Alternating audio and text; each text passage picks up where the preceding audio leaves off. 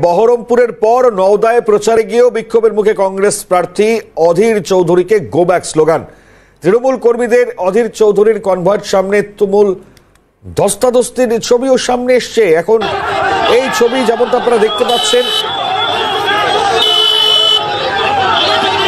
দেখুন পুলিশ হিমশিম খাচ্ছেন সামলাতে। বাহিনী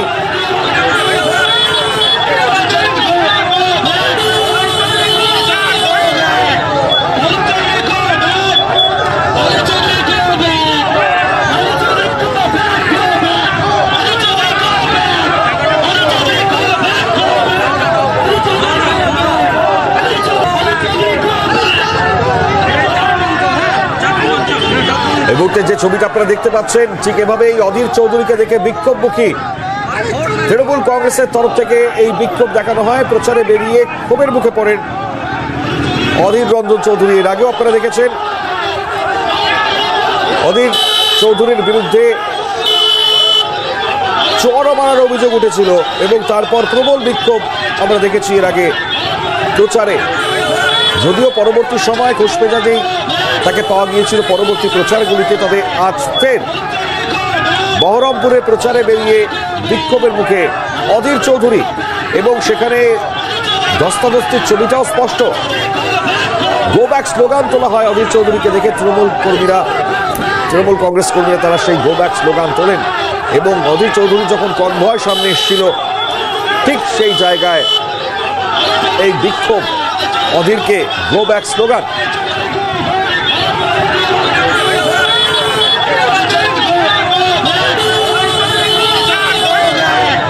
এবং যেমনটা বলছিলাম এর আগেও প্রচারে বেরিয়ে অধীর চৌধুরীর বিরুদ্ধে চড় মারার অভিযোগ এসেছিল। ঠিক এই 17 তারিখের ছবিটাও দেখাচ্ছি আপনাদেরকে।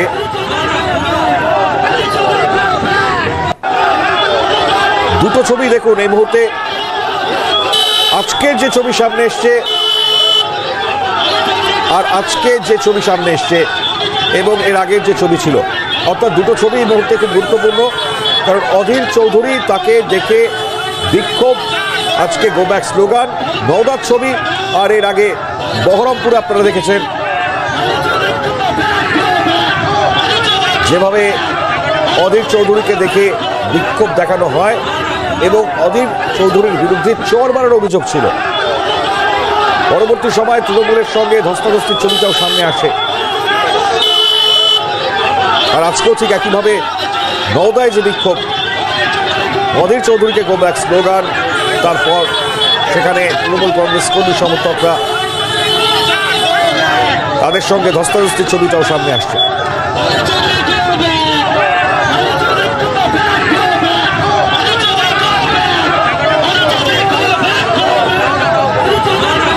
বারবার এই ছবি কেন সামনে আসছে এটাই এখন বড় প্রশ্ন।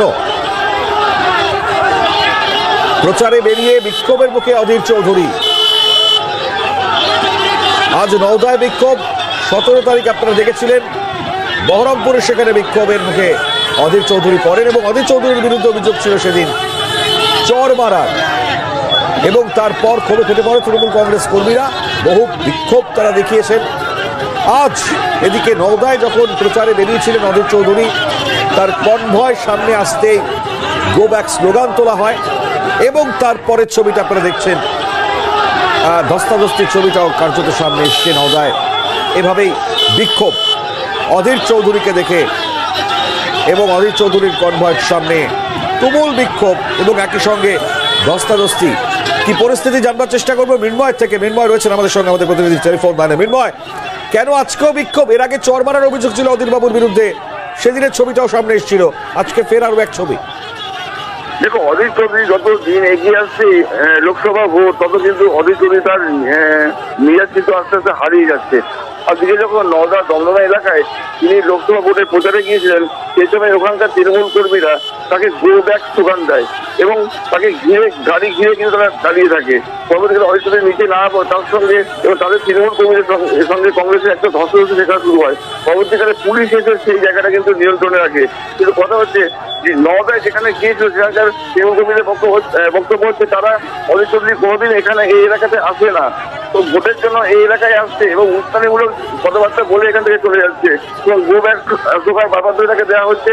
সেখানে অধীর চৌধুরী নিজেও তার মেজাজটা হারিয়ে ফেলেছিলেন। পরবর্তীকালে পুলিশ গিয়ে সেই জায়গাটা নিয়ন্ত্রণ করেছে।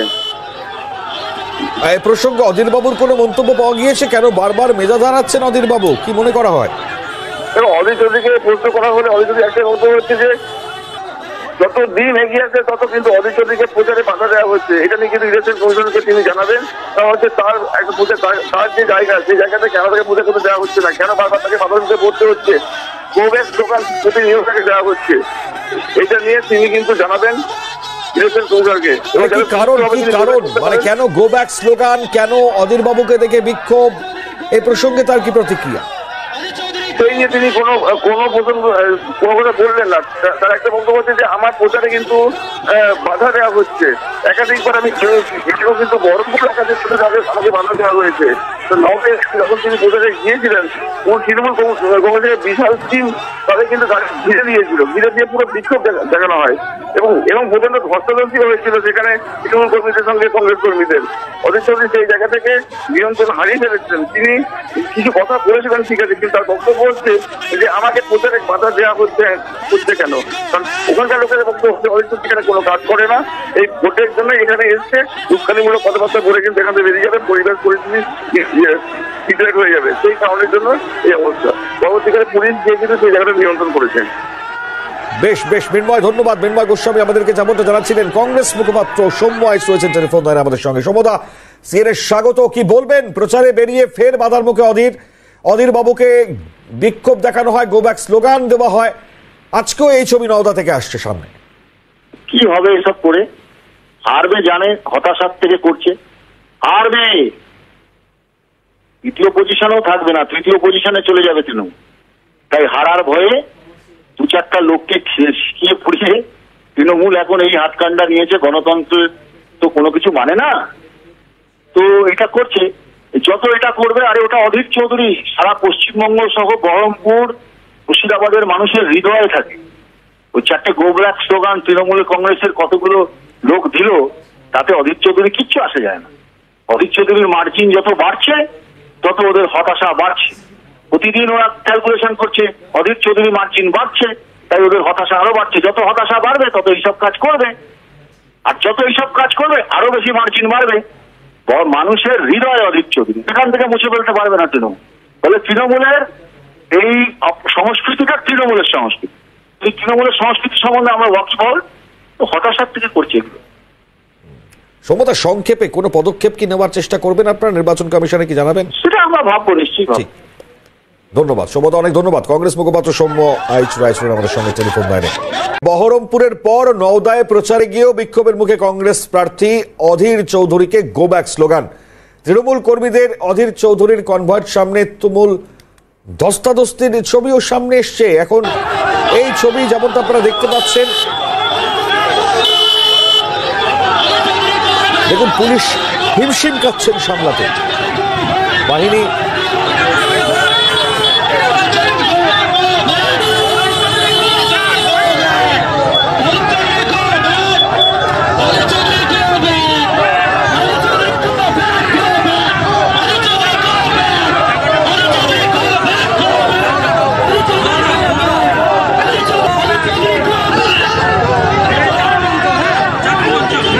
এই মুহূর্তে যে ছবিটা আপনারা দেখতে পাচ্ছেন, ঠিক এভাবেই অধীর চৌধুরীকে দেখে বিক্ষোভমুখী তৃণমূল কংগ্রেসের তরফ থেকে এই বিক্ষোভ দেখানো হয়। প্রচারে বেরিয়ে ক্ষোভের মুখে পড়েন অধীর রঞ্জন চৌধুরী। এর আগেও আপনারা দেখেছেন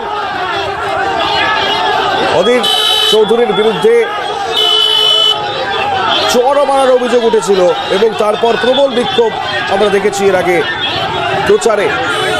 যদিও পরবর্তী সময় খোশমেজাজেই তাকে পাওয়া গিয়েছিল পরবর্তী প্রচারগুলিতে, তবে আজ ফের বহরমপুরে প্রচারে বেরিয়ে বিক্ষোভের মুখে অধীর চৌধুরী এবং সেখানে ধস্তাধস্তির ছবিটাও স্পষ্ট। গো ব্যাক স্লোগান তোলা হয় অধীর চৌধুরীকে দেখে। তৃণমূল কংগ্রেস কর্মীরা তারা সেই গো ব্যাক স্লোগান তোলেন এবং অধীর চৌধুরী যখন কনভয় সামনে এসেছিল ঠিক সেই জায়গায় এই বিক্ষোভ, অধীরকে গো ব্যাক স্লোগান।